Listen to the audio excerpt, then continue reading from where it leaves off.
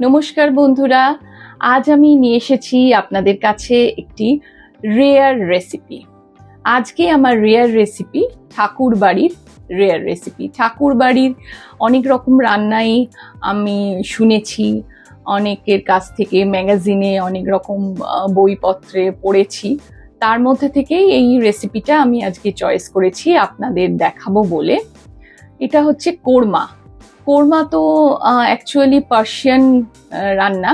কোরমা কালিয়া এটা মুঘলদের হাত ধরে ভারতবর্ষে ঢুকেছিল এবং বিভিন্ন প্রদেশে তার বিভিন্ন রকম রান্না সাধিত হয়েছে, যেমন কোথাও কাজু চারমগজ পড়েছে, কোথাও টমেটো দেওয়া হয়েছে। আর ঠাকুর বাড়িতে যখন এই কোরমাটা ঢোকে, চিকেনের কোরমা অর্থাৎ মুরগির কোরমা, তখন তাতে দইয়ের ব্যবহার হয়েছিল। দু ধরনের দই, একটা হচ্ছে মিষ্টি দই এবং একটা হচ্ছে টক দই। সেই ঠাকুর বাড়ির মুরগির কোরমা কিভাবে করা হয় এবং সেটা খেতে এতই সুন্দর, এবং সেটা আমি আপনাদের সঙ্গে আজকে শেয়ার করতে চাই। আসুন দেখে নিন কিভাবে বানাতে হবে ঠাকুর বাড়ির মুরগির কোরমা। 1 কেজি চিকেন নিয়েছি। চিকেনটা জলে ধুয়ে ম্যারিনেট করতে হবে। একটা বড় বাটি নিয়েছি, তাতে 2 টেবিল স্পুন কাশ্মীরি মির্চ দিয়েছি, 1 টেবিল স্পুন জিরে গুঁড়ো, 1 টেবিল স্পুন ধনে গুঁড়ো, সব মিক্স করা হয়েছে। এবং এর সঙ্গে 1/2 টেবিল স্পুন হলুদ গুঁড়ো দেওয়া হলো। আর জিরে গুঁড়ো ধনে গুঁড়ো কিন্তু আমি শুকনো খোলায় ভেজে গুঁড়ো করে নিয়েছি। আর মিষ্টি দই দেবো 300 গ্রাম, টক দই দেবো 300 গ্রাম, খড়ে পাতা টক দই। যদি গ্রামের হিসেব করতে অসুবিধা হয় তো 2 কাপ টক দই আর 2 কাপ মিষ্টি দই দেওয়া হবে। আর নুন দিয়েছি আমি 1 টেবিল স্পুন। আপনারা আপনাদের স্বাদ অনুযায়ী নুন দেবেন। আর পরে আমি পেঁয়াজ ভাজার সময় 1/2 টেবিল স্পুন নুন দেবো। এবার সমস্ত ইনগ্রেডিয়েন্টস একসঙ্গে একটা স্পুন দিয়ে ভালো করে নাড়াচাড়া করে এটাকে মেখে নিতে হবে, মিক্স করে নিতে হবে সমস্ত। এবার রসুন পেস্ট দেবো 2 টেবিল স্পুন দিয়ে আবার ইনগ্রেডিয়েন্টসগুলো ভালো করে মিক্স করতে হবে চিকেনের সঙ্গে।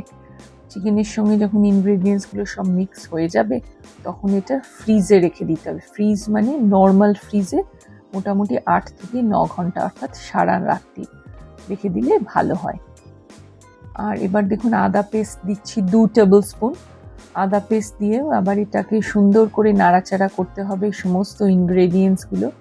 আর এবার আমি একটা প্যান নিয়েছি, বড় কানাউচু প্যান। সেই প্যানে তেল দিয়েছি, সাদা তেল, 2 টেবিল স্পুন ঘি দিয়েছি 1/2 চামচ, আর চিনি দিচ্ছি 1/4 টেবিল স্পুন।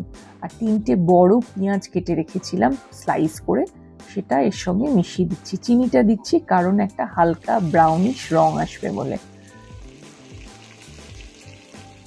এবার এর মধ্যে 1/2 টেবিল স্পুন নুন দিচ্ছি এবং পেঁয়াজটা সুন্দর করে হালকা করে ভাজাভাজি করলে দেখতে পাচ্ছেন আস্তে আস্তে রং চেঞ্জ হয়ে ব্রাউনিশ হয়ে গেছে পেঁয়াজের রং।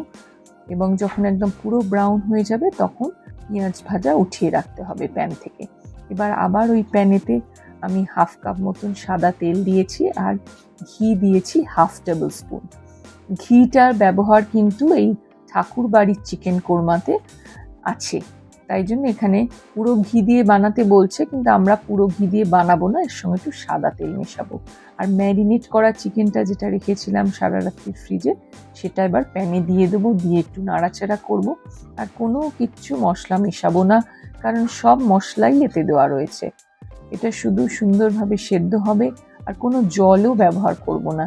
চিকেন থেকে যে জল বেরোবে, দই থেকে যে জল বেরোবে, সেইটা দিয়েই এই চিকেনটা সুন্দরভাবে সুসিদ্ধ হবে। এবং আস্তে আস্তে দেখতে পাচ্ছেন চিকেনের রংটা কি সুন্দর চেঞ্জ হয়ে যাচ্ছে, অর্থাৎ চিকেনটা সেদ্ধ হচ্ছে। চিকেন সেদ্ধ হয়েছে কিনা সেটা বুঝতে গেলে দেখতে হবে চিকেন হাড় থেকে ছেড়ে গেছে কিনা। হাড় থেকে ছেড়ে গেছে মানে চিকেনটা সুন্দর করে সেদ্ধ হয়ে গেছে। এবার একটু গরম মশলা গুঁড়ো দিয়ে দিচ্ছি এবং 1/2 চামচ ঘি মেশাচ্ছি। আর পেঁয়াজ ভাজা যেটা ভেজেছিলাম ব্রাউন করে, সেই পেঁয়াজ ভাজাটাও কিছুটা মিশিয়ে দিচ্ছি। আগেও একটু মিশিয়েছি, আবার মিশাচ্ছি। তাতে করে সুন্দর কালার আসে এবং দেখতেও সুন্দর হয়, খেতেও সুন্দর হয়।